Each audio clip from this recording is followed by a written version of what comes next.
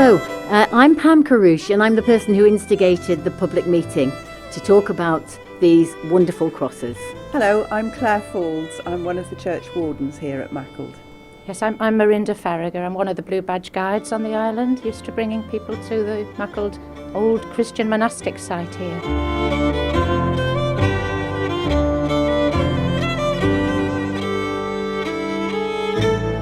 The earliest ones are sort of on this ledge here. How they're defined as early is by the artwork on them, and some of them have got very, very important inscriptions with the very old Latin characters on them. And this one they can date to about the 7th century, and it actually records the name of a priest that was here, a priest and the bishop of the island. So that was found here on this site. Most of the crosses in the Crosshouse would have originated within the bounds of what was the earliest known Christian site on the Isle of Man. Some of them were found when they renovated the church in 1900, and others were found perhaps in an old barn over there. There were buildings. There are probably still loads to recover from this area, but definitely from within Maughold itself here, but also there's 2 or 3, 4 that were at the keel sites around the parish, the wider parish of Maughold, but they're all from Maughold Parish.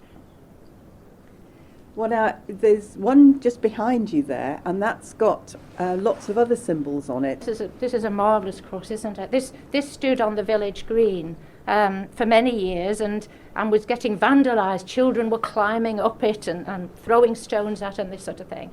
And Mr. Kermode, who was the first curator of the Manx Museum, he had all these collected and brought. At first they were just put in the churchyard for safekeeping, and then they were put in the shelter here. They think that this cross commemorates the first, I've just spoken about Runic, who was a bishop even earlier, but this bishop is recorded in the Chronicle of the Kings of Man and the Isles, Bishop Rulwer. And there's a picture of him on the other side. So if you look up here, can you see the outline of a person with his hand up and holding the crook? Yes, the bishop's crozier. They think that could be the bishop, and then underneath here you've got, now this is quite hard to see, you've got an outline of, and this is the Virgin Mary and holding the Christ child here. I'm going round with my finger because this is why it's hard. It's harder to see these days. Yes. Yeah. And is there significance in the pattern? We've all got used to seeing things in the Isle of Man with the Celtic work and so wonderfully interpreted by Knox, and some of these patterns seem to be drawing on, or we're drawing on. The inspiration for these patterns. Well, absolutely. I mean, the patterns are similar in the Isle of Man to a lot that you'll find within the Western world, you know, sort of Ireland, Scotland.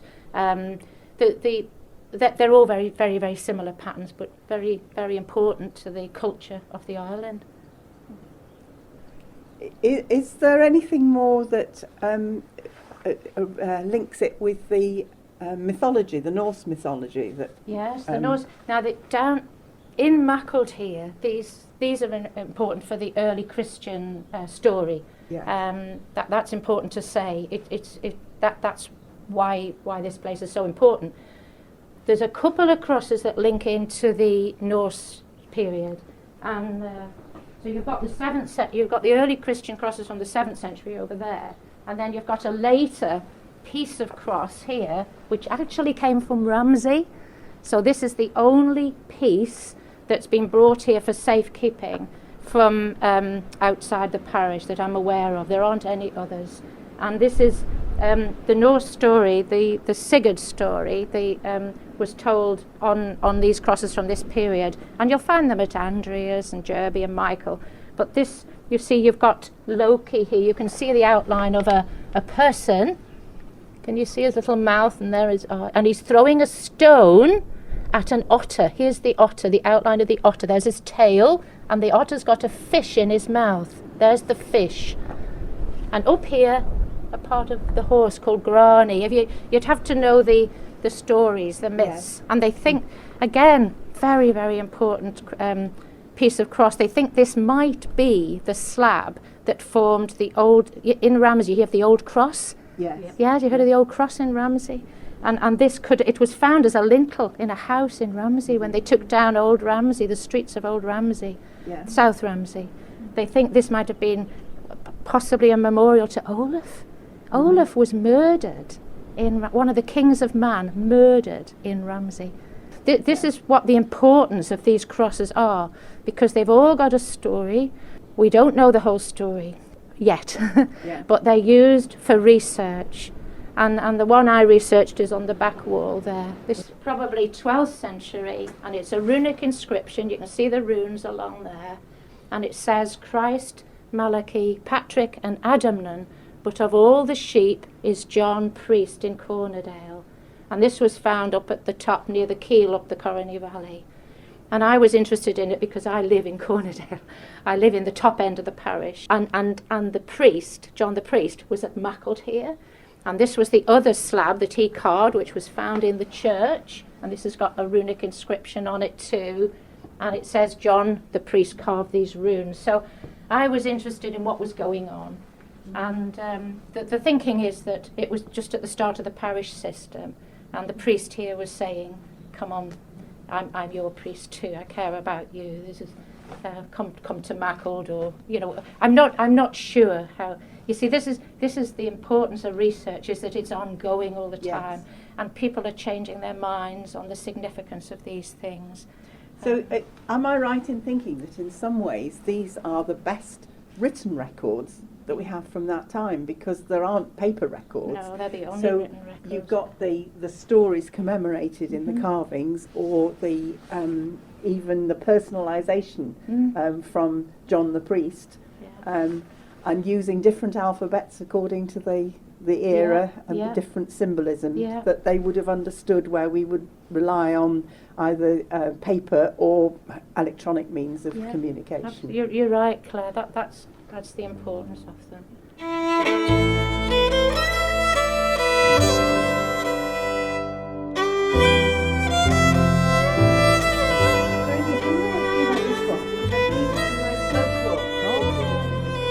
lovely inscription on the side.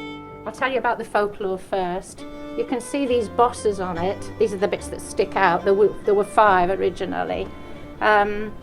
This was found down at Portavullen on the side of the road, and the folklore was that an old lady was bringing her wool to be woven in the village. There must have been a weaver, and like today it was windy, and she was getting blown, and she cursed the wind, and that was a bad thing to do. So this was her balls of wool were turned to stone, and she was turned to stone.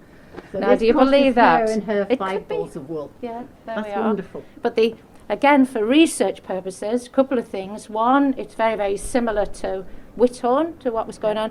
What you can see, from all this is the connections that this site in the Isle of Man, had with the wider medieval world. We weren't just a little backwater somewhere. These early Christian stones are as early as you'll find on Iona. You've heard of Iona? Yes. This is how important Maughold is, and Whithorn was. So on the side you've got where's the writing? It's quite hard to see this writing. Crux Guriat, Crux Guria, and there's a G coming down. The Cross of Guriat. And this is a Welsh name. Right. This would be set up. This was set up down at Portavullen, and if you think about it, that's where the boats would have been coming in from Scotland.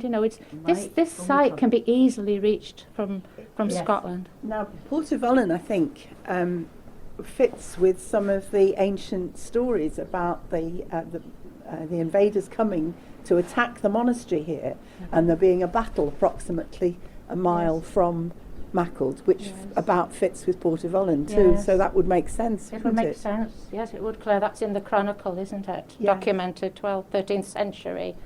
These are stories. They're important stories. They are stories. We don't know the whole truth of them, what actually happened. But yeah, Viking invasion.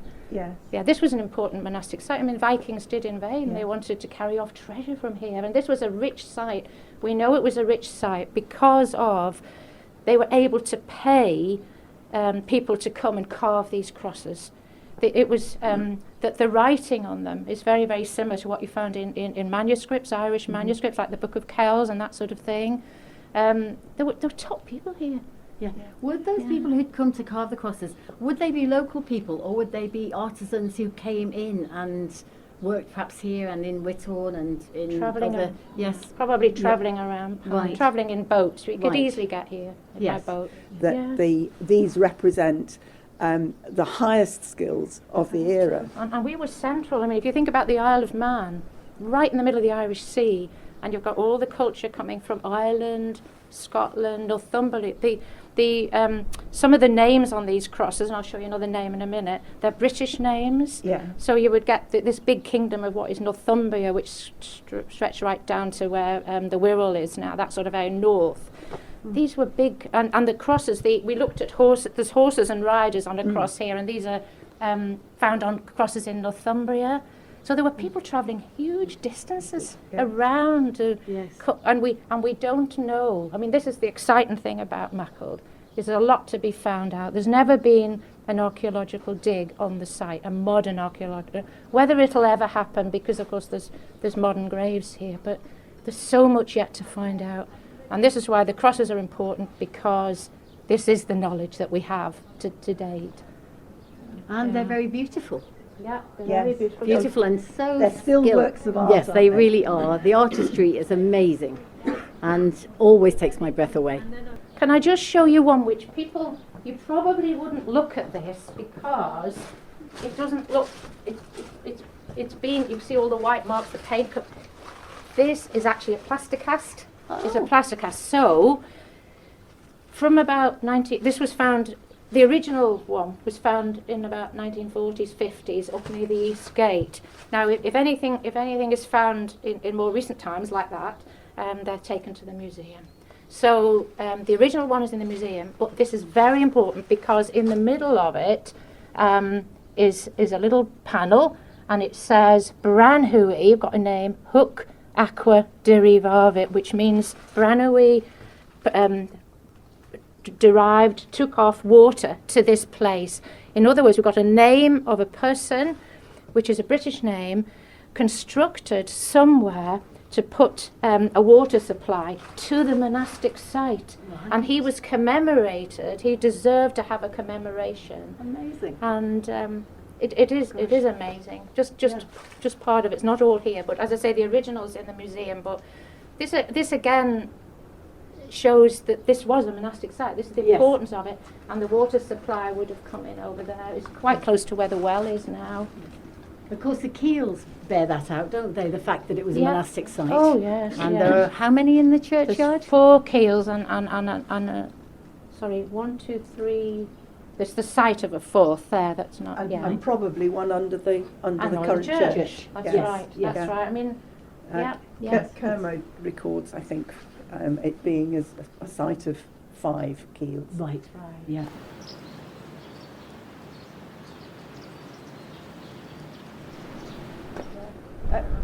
Marinda, you just mentioned about PMC Kermode wanting to protect these crosses, and I've seen obviously that the Crosshouse has got the date of 1906 on it. So what steps were being taken to preserve them then? Well, he must have recognised that they needed some sort of shelter, but and Armitage Rigby was the one who they'd brought in. Well, I think he lived on the island. He was only quite young, married to a Manx person, but he redesigned Castle Rushen after it was a prison. So this is his work, but it's over 100 years old now, and it's it's a beautiful building, and it's his work, but it's how the crosses and this together are enabled to protect the crosses more. It is open to the elements on one side. Whether they would need more room, I don't know. This is not my thing how they could be. What is clear, I think, is that we know they are deteriorating. MNH Conservator tells us that they are deteriorating and have deteriorated since PMC Kermode brought them here.